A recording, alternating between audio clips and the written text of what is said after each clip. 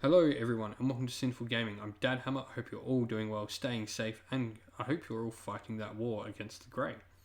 So today we're going to talk about the latest Lumineth lowdown, just go through it, have a bit of a discussion. There was no new models or anything like that revealed in this one. Instead, this one really focused on the lore, particularly around the actual realm itself, Hysh. So at the start of it, it sort of goes into how Hysh is this perfectly symmetrical realm in all its geometrical equations and stuff. It's sort of split in half and cut up into all these pieces. We'll get into that a little later.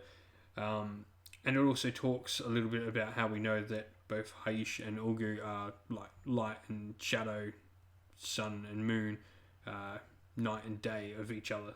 And they're sort of opposed, and they work around both above and beyond the rest of the realms, circling around the realms. It's some sort of moon and sun. So it talks a little bit about, like, as with all the mortal realms, Hysh and those who live there are associated with certain qualities, where a citizen of Ashi might be hot-tempered and passionate, as we know, or a fellow hailing from Shaish is somber and morose. Individuals from Hysh are sharp thinkers and often exceptionally arrogant. So this gives an idea of like how the elves fit into this, the Lumineth Realm Lords. It sort of makes sense. Some of the lore we've already gotten on them, on how they're like quite stuck up, how they become quite cold and above everyone else. So while Hysh is, and it also goes into explain like while Hysh is also associated with purity and clarity, the knowledge it offers can be maddening for the unprepared mind. Those who live there must be cautious not to go insane. So it's this enlightened sort of place that can drive you crazy if you become too enlightened. Like, it makes you aware of all these things, of all your surroundings, and like anything that could sort of be scary at times, I guess. Which is quite an interesting sort of look to have on the realm. That like, oh yes, you can be this understanding being and this completely at ease and understanding mind, but if you delve that little bit too far, that you can start to understand too much, and you understand things you probably don't want to understand, and understand, the facets of death and all that would scare a mortal. So it's quite interesting. Now it starts talking about the picture on the left of my screen. I think that'll be on the left of your screen, should be. Which is talking about how the realm Hysh is split into the 10 paradises. So you can see there is a central one, there is the 8 sort of pieces around it, and then there is an outer ring. It's shaped like, as you can see just on the top left of the map, you can see the symbol of Hysh, the magical symbol that's existed since Warhammer Fantasy, and it's shaped exactly like that. So it goes into talking about why these places were sundered in the age of chaos past. The 10 paradises remain beautiful places formed accordingly to seemingly mathematical precision, dotted with stunning vistas of symbolism and symmetry. In the central part of Hysh, we have an island known as Zintul. It's here Teclis awoke during the Age of Myths. This is where Teclis woke up after all the stuff of the end times went down. And the majority of Sigmar worshipping mortals that inhabit the realm dwell. So, as with all the other mortal realms, obviously excluding Shaish because of all the shenanigans that happen there, the cities that exist of like mortal men, the cities of Sigmar that exist within the realm, are generally quite centrally located. That's not to say all of them, but generally, like, the majority of them would be on this island as Zintul. Zintul is ringed by vast islands, each making up a part of the ancient Lumineth Empire. Four of these, Siar, Elitha, Eumetrica, and Zaitrek, are known as the Teklian nations, and these are primarily based the culture and the teachings of Teclis, while Ultrai, Orthari, Helen, and Lumina are heavily militarized states who primarily seek to emulate Tyrion. So straight away, everything about this is symmetrical. So as you can see, it also goes around here: one Tyrion, one Teclis, one Tyrion, one Teclis, one Tyrion, one Teclis. And the realms. So, like, this brings us to the discussion of, like, are we actually going to see Tyrion at all, or is he perhaps later? It sort of leads us to believe that, like, yes, he's part of the Lumineth Realm Lords, but he's actually a different part of them. So while Teclis is, we're sort of really focusing on Teclis and his teachings, and we're seeing this maybe half of the army that we're getting for now. It's been talked about, like, bits and pieces. I'm like, well, this is true or not. This is merely speculation. Like maybe are we getting something like how the Stormcast? How we only get bits of Stormcast? We know there's like 3 or 4 chambers left unopened to Stormcast. We knew about Sacrosanct from the very first book. We knew about Vanguard Auxiliary and Extremis from the very first book of Stormcast that was ever released. We knew these chambers were there. We're just now actually seeing what they are. And so are we going to get something similar where we're going to get this first Lumineth drop really focusing on the Teclian side of things? Are we going to get a drop at a later date of something Tyrionic? So, yeah, it's an interesting sort of thought on where we're going to go.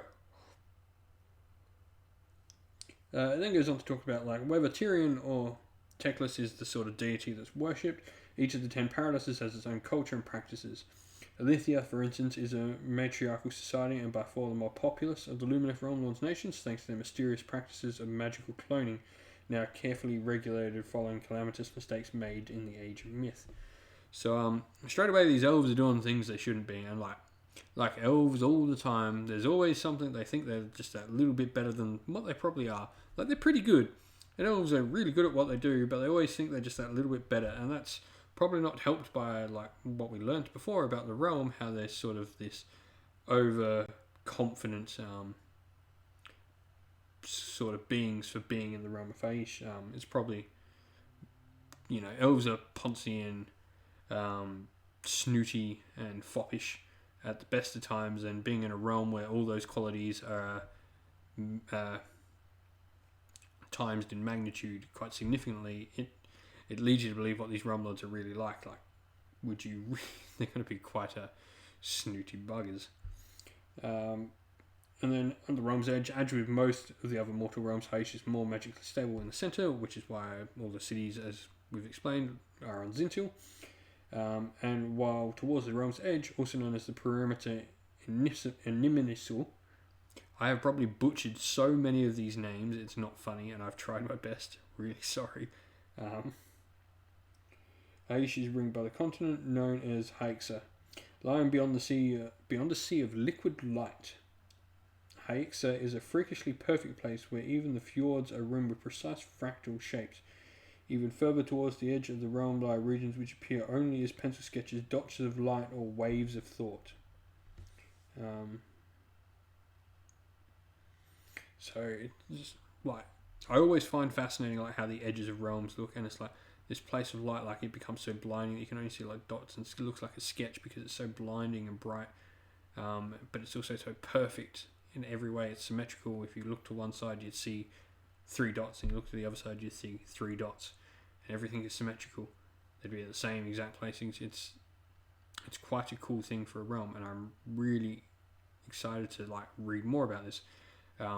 Realm's edges are always something like interesting, I think, on how like the magic, how does it go, in the realm of metal, where people can just literally be turned into metal statues, and you start walking, there'll be hundreds and hundreds of statues in the realm of death. Although that's inverse now, but it used to be like you walk to the edge and you slowly start aging rapidly. But anyway, it's quite an interesting sort of look at this particular realm. And there's one last thing I want to point out. It sort of resembles, and I saw a few people talking about this, the yin and yang symbol, because the yin and yang's got like the 8 pieces on it.